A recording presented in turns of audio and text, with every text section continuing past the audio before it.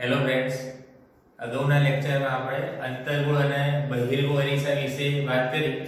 હવે અંતર્ગોળ બહિર્ગોળ અરીસા માટે જે અમુક નામ હતા, જેમ કે વક્રતા કેન્દ્ર, વક્રતા ત્રિજ્યા, કેન્દ્ર લંબાઈ, એનું મુખ્ય કેન્દ્ર, મુખ્ય અક્ષ, એ હવે તમે બરોબર સમજી લીધું હશે. હવે આપણે એક સ્ટેપ આગળ જઈએ તો આગળના સ્ટેપની અંદર સંજ્ઞા પદ્ધતિ વિશે વાત કરવાની. હવે જે સંજ્ઞા પદ્ધતિ છે એ સંજ્ઞા પદ્ધતિ માટે હવે તમે સમજી લો કે આ અંતર્ગોળ અરીસો છે, અથવા એની જગ્યાએ આ રીતે બહિર્ગોળ અરીસો આપણે મૂકેલો છે, અને આ જે છે એ અરીસાની મુખ્ય અક્ષ છે, અને જે વસ્તુ આપણે મૂકીએ છીએ એ વસ્તુ અરીસાની પરાવર્તક સપાટી વસ્તુ સામે એ રીતે મૂકીએ છીએ. હવે તમે લો કે આ પરાવર્તક સપાટી છે અને વસ્તુ આપણે આ બાજુ મૂકેલી છે, એટલે જે કિરણો આવશે એ કિરણો જે આપાત થાય છે હંમેશા ડાબેથી બાજુ આવશે જમણે. એટલે એટલું યાદ રાખવાનું કે આપણે જેટલા પણ રે ડાયાગ્રામ બનાવીશું એ બધા રે ડાયાગ્રામ હંમેશા આપાત કિરણ ડાબેથી જમણે જતું હોય એમ જ દોરવાનું રહેશે બને ત્યાં સુધી. એવું જરૂરી નથી, કોઈ એવો નિયમ નથી. બીજા નંબરમાં યાદ રાખવાનું કે જે સમક્ષિતિજ અંતરો આપણે માપીએ છીએ એ સમક્ષિતિજ અંતરો હંમેશા અરીસાના ધ્રુવ P થી એની મુખ્ય અક્ષ ઉપર જ માપવાના રહેશે. અને જે ત્રીજા નંબરનો નિયમ છે, હવે એ જે અંતરો છે સમક્ષિતિજ અંતરો, જો આપાત કિરણ ડાબેથી જમણે જાય છે એટલે અરીસાના ધ્રુવ P થી આપાત કિરણની દિશામાં જે અંતર આપણે માપીશું એ અંતર કેવા આવશે? પ્લસ આવશે, પોઝિટિવ, ધન. અને એની વિરુદ્ધ દિશાના જે અંતર આવશે કેવા આવશે? માઈનસ આવશે. નંબર 4 ની અંદર જે મુખ્ય અક્ષ છે એ મુખ્ય અક્ષની ઉપરની જે ઊંચાઈ છે એ ઊંચાઈ પ્લસ લેવાની, અને મુખ્ય અક્ષની નીચેની ઊંચાઈ કેવી લેવાની રહેશે? ઋણ લેવાની રહેશે. એટલે કોમન જે મુદ્દા છે એ મુદ્દા આપણે સમજી લીધા છે.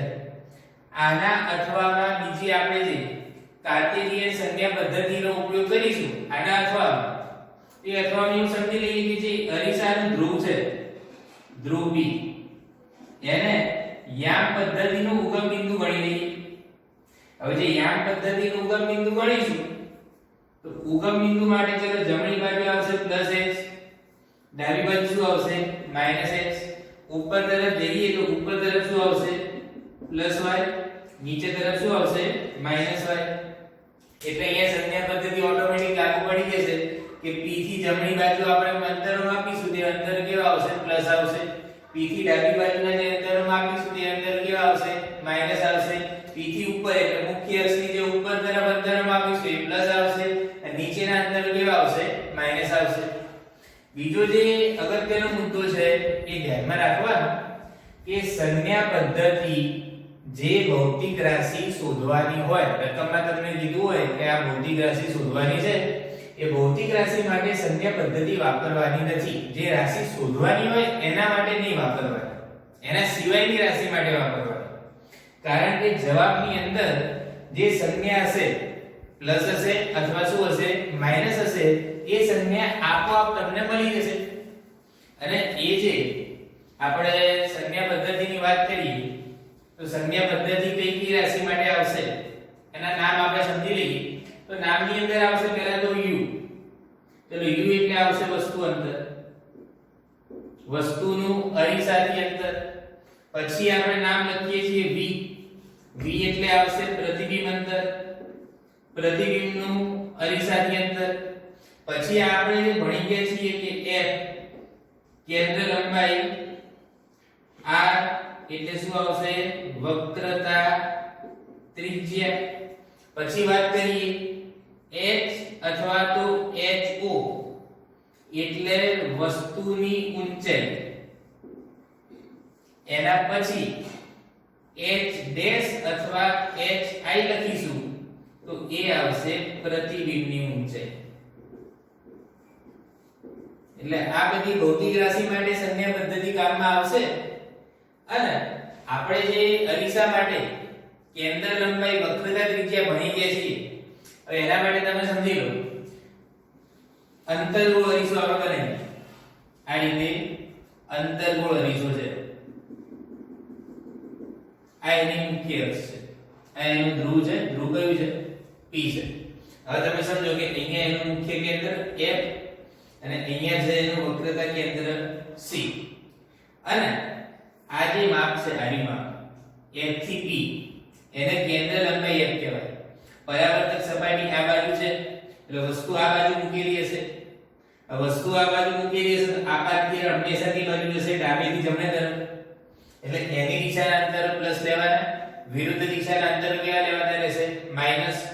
એટલે P થી F સુધીનું જે અંતર છે કેન્દ્ર લંબાઈ F, એ તો આપાત કિરણની વિરુદ્ધ દિશામાં આવશે. એટલે અંતર્ગોળ અરીસાની કેન્દ્ર લંબાઈ કેવી આવશે? માઈનસ આવશે. અને એ જ રીતે એની વક્રતા ત્રિજ્યાની વાત કરીએ તો એ પણ P થી C તરફ, એટલે જમણેથી ડાબેમાં આપીશું, એટલે એ પણ કેવી આવશે? માઈનસ આવશે. એટલે બીજા બે મુદ્દા ધ્યાનમાં રાખવાના કે અંતર્ગોળ અરીસો છે, અંતર્ગોળ અરીસો છે, એના માટે એની કેન્દ્ર લંબાઈ અને વક્રતા ત્રિજ્યા બંને કેવી આવશે? માઈનસ આવશે. ઓકે, ચલો હવે બહિર્ગોળ અરીસામાં શું થયું? આ જ સ્થિતિ, આપાત કિરણ ડાબેથી જમણે આવે છે. આ મુખ્ય અક્ષ લઈએ અને આ બહિર્ગોળ અરીસો આપણે બનાવી લઈએ. બહિર્ગોળ અરીસા માટે આ એનું મુખ્ય કેન્દ્ર F થશે અને આ એનું વક્રતા કેન્દ્ર શું થશે? C. અને આ અરીસાનું ધ્રુવ છે P. P થી F સુધીનું અંતર માપીએ તો P થી F સુધીનું અંતર કેન્દ્ર લંબાઈ F, P થી C સુધીનું અંતર માપીએ તો વક્રતા ત્રિજ્યા શું આવશે? R. હવે તમે જો કે બંને જે અંતરો છે એ આપાત કિરણની દિશામાં છે. એટલે આ કેન્દ્ર લંબાઈ અને વક્રતા ત્રિજ્યા જે બહિર્ગોળ અરીસા માટે છે એ પ્લસ થશે. એટલે જેમ અંતર્ગોળ અરીસા માટે કેન્દ્ર લંબાઈ અને વક્રતા ત્રિજ્યા માઈનસ થાય, એમ બહિર્ગોળ અરીસા માટે, કયા અરીસા માટે? બહિર્ગોળ અરીસા માટે કેન્દ્ર લંબાઈ અને વક્રતા ત્રિજ્યા કેવી આવશે? પ્લસ આવશે. એટલે આ બંને માટે વાત કરી. હવે વાત કરી કે વસ્તુ મુખ્ય અક્ષ ઉપર કઈ કઈ જગ્યાએ મૂકેલી હશે, એનું પ્રતિબિંબ આપણે કેવી રીતે બનાવીશું. કારણ કે આમ તો શું હોય, વસ્તુમાંથી અસંખ્ય કિરણો એટલે જોવા જઈએ તો કરોડો કિરણો નીકળતા હોય. આ કરોડો કિરણો આપણે દોરવા જઈએ તો મગજ ફરી જાય. એટલે કરોડો કિરણો દોરવાની કોઈ જરૂર છે નહીં. વસ્તુના જે બિંદુનું આપણે પ્રતિબિંબ બનાવવાનું છે એમાંથી ઓછામાં ઓછા બે કિરણો ધ્યાનમાં લેવા પડે. બે કિરણો અરીસા વડે પરાવર્તન પામ્યા પછી કયા બિંદુએ કેન્દ્રિત થાય છે એના ઉપરથી આપણે એનું પ્રતિબિંબ બનાવીશું. એટલે અંતર્ગોળ અને બહિર્ગોળ અરીસા માટે અમુક નિયમો આપણે સમજી લઈએ. પ્રતિબિંબ બનાવવા માટેના નિયમો.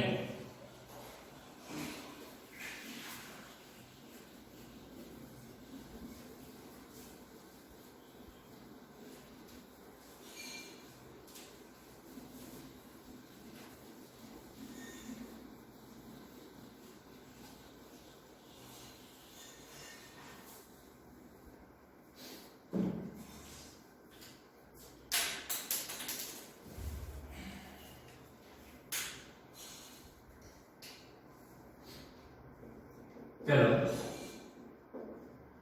प्रतिबिंब बनावा माटेना नियम. प्रतिबिंब बनावा माटेना नियम સૌથી પહેલા આપણે વાત કરીએ અંતર્ગોળ અરીસો. ચલો અંતર્ગોળ અરીસો લઈએ. અંતર્ગોળ અરીસો લઈએ. અંતર્ગોળ અરીસા માટે શું કરવાનું? આ રીતે આપણે એની મુખ્ય અક્ષ પછી અરીસો,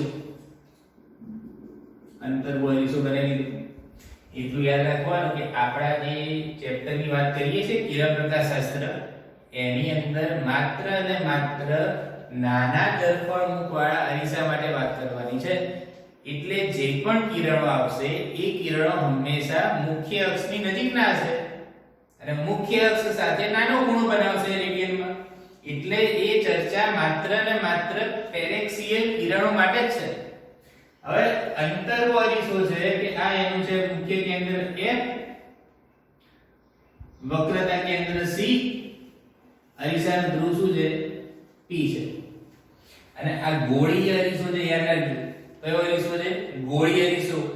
ગોળીય અરીસો છે અને ગોળીય અરીસા ઉપર એટલે ગોળીય સપાટી ઉપર જો લંબ બનાવવો હોય તો એ ત્રિજ્યાની દિશામાં આવશે.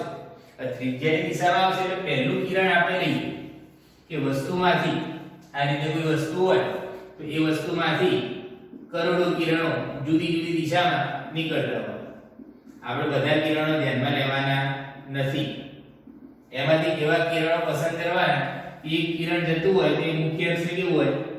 સમાંતર કિરણ. ચલો મુખ્ય અક્ષને સમાંતર કિરણ અરીસા વડે પરાવર્તન પામ્યા પછી મુખ્ય કેન્દ્રમાંથી પસાર થશે. આ પહેલી મેથડ યાદ રાખવાની. તો નંબર આપી દઈએ 1. મુખ્ય અક્ષને સમાંતર કિરણ પરાવર્તન પામ્યા પછી મુખ્ય કેન્દ્ર F માંથી પસાર થશે. આગળ જવા દઈએ બીજા નંબરમાં ગતિપથની પ્રતિવર્તિતા ઉપરથી. ગતિપથની પ્રતિવર્તિતા ઉપરથી આ જ લોજિક બદલી નાખીએ આપણે. જો કે અહીંયા વક્રતા કેન્દ્ર C છે, અહીંયા મુખ્ય કેન્દ્ર કયું છે? F છે. કોઈ પણ કિરણ મુખ્ય કેન્દ્રમાંથી પસાર થતું આપણે બનાવીશું તો એનું પરાવર્તન થયા પછી એ મુખ્ય અક્ષને કેવું થઈ જશે? સમાંતર. આ રીતે ચલો મુખ્ય અક્ષને કેવું થઈ ગયું? સમાંતર. જો મુખ્ય કેન્દ્રમાંથી પસાર થતું હોય તો. આ બીજા નંબરનું છે. ત્રીજા નંબરમાં લઈએ. ત્રીજા નંબરની અંદર તો ત્રીજા નંબરની અંદર કોઈ કિરણ આ રીતે અંતર્ગોળ અરીસો છે. અહીંયા P, મુખ્ય કેન્દ્ર F, વક્રતા કેન્દ્ર શું આવશે? C આવશે. કોઈ કિરણ છે ચલો એ કોઈ કિરણ એક આ P સાથે એટલે P ઉપર આપાત થાય અને કેટલો ખૂણો બનાવે છે? થીટા જેટલું. હવે તમે સમજી લેજો કે આ C થી P સુધીનું અંતર છે એ ત્રિજ્યાની દિશામાં આવશે. આ ગોળીય કવચ હોય તો એની ત્રિજ્યાની દિશામાં આવશે એટલે આ શું થઈ ગયું? એક પ્રકારનું લંબ થઈ ગયું. એટલે આપાત કિરણ લંબ સાથે થીટા જેટલો ખૂણો બનાવે તો જે પરાવર્તિત કિરણ જશે એ પરાવર્તિત કિરણ કેટલો ખૂણો બનાવશે? થીટા જેટલો બનાવશે. એટલે અહીંયા P સાથે તમે જે કિરણ બનાવો છો તો થીટા ખૂણો આવે તો જે પરાવર્તિત કિરણ છે એમાં કેટલા ખૂણા હશે? થીટા ખૂણા હશે. પછીના જે મુદ્દા છે ચલો નંબર 4 ની અંદર વાત કરીએ તો એની અંદર આ રીતે કંઈક અંતર્ગોળ અરીસો છે. અહીંયા એનું મુખ્ય કેન્દ્ર F છે, અહીંયા વક્રતા કેન્દ્ર શું છે? C છે, અરીસાનું ધ્રુવ P છે. હવે તમે સમજી લો C માંથી નીકળતા કિરણો હોય આ રીતે C માંથી કોઈ આપાત કિરણ નીકળે હવે P ઉપર આપાત થાય સપાટીને લંબ આપાત થશે તો એ એની મૂળ દિશામાં પાછું વળશે. આ રીતે એ જ રીતે C માંથી નીકળતું બીજું કોઈ કિરણ લઈ લઈએ. આ રીતે કિરણ આપાત થાય છે અને શેમાંથી પસાર થાય છે? C માંથી પસાર થાય છે. ચલો C માંથી પસાર થશે એટલે એ લંબ દિશામાં આપાત થશે. તો લંબ દિશામાં આપાત થશે તો જે પ્રકાશનું કિરણ આપાત થશે એની એક્ઝેક્ટ ઉલટી દિશામાં એ પ્રકાશનું કિરણ પાછું વળશે. એટલે આ ચાર મુદ્દા ધ્યાનમાં રાખવાના એ અંતર્ગોળ અરીસા માટે છે. આવા ને આવા મુદ્દા આપણે હવે બહિર્ગોળ અરીસા માટે બનાવીએ. ચલો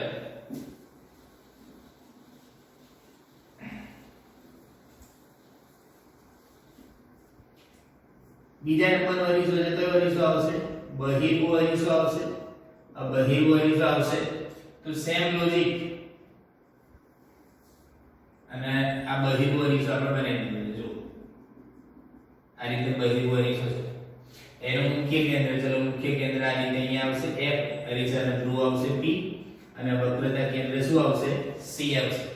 આ બરાબર ધ્યાનથી સમજજો તમે કે જે મુખ્ય અક્ષ છે એ મુખ્ય અક્ષને સમાંતર કિરણ આ રીતે આપાત થાય.